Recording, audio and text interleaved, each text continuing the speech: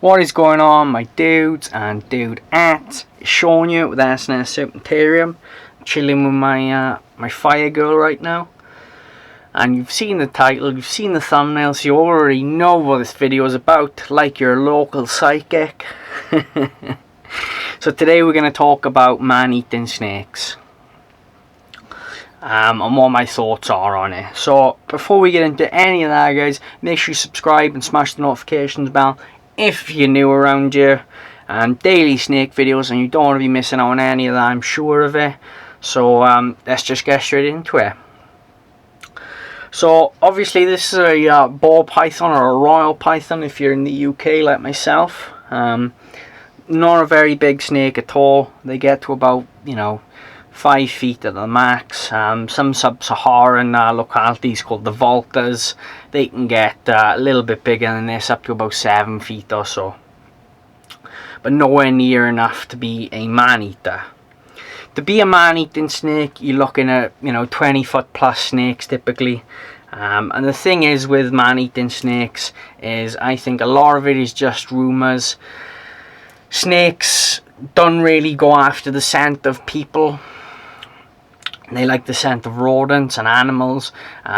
If you smell like deodorant and aftershave, that isn't a food trigger for snakes. It is obviously possible, but in captivity especially, it's extremely unlikely, unless you were to cover yourself in sort of I don't know, rabbit or rat scent or whatever, and then jump in the retic's cage or the Burmese python's cage, and then maybe it will eat you.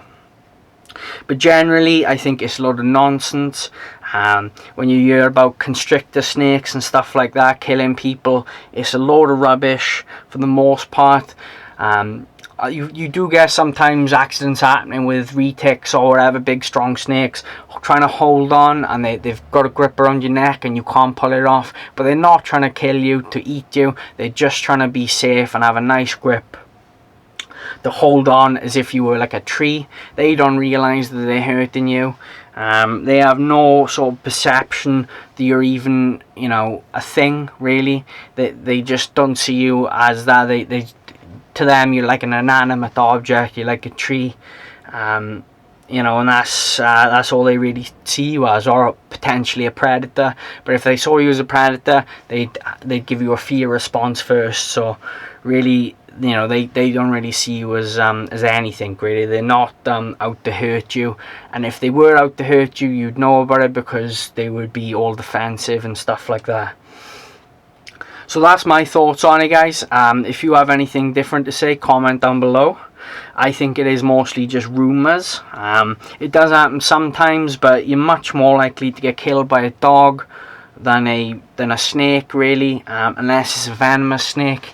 Obviously it does sometimes happen in the wild, but these cases are few and far between. There are much more dangerous animals out there than snakes, particularly non-venomous snakes. Hippopotamuses kill more people every year than sharks and stuff like that as well. So it's not necessarily the animals you'd think about sometimes. I mean, wild horses are much more dangerous than snakes, for sure.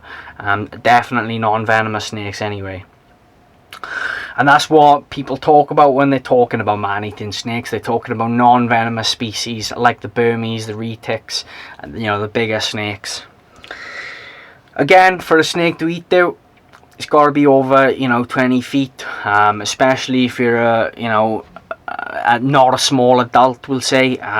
If you're like 5 feet, then maybe a smaller snake could eat you. But generally, you're talking a big hefty monster.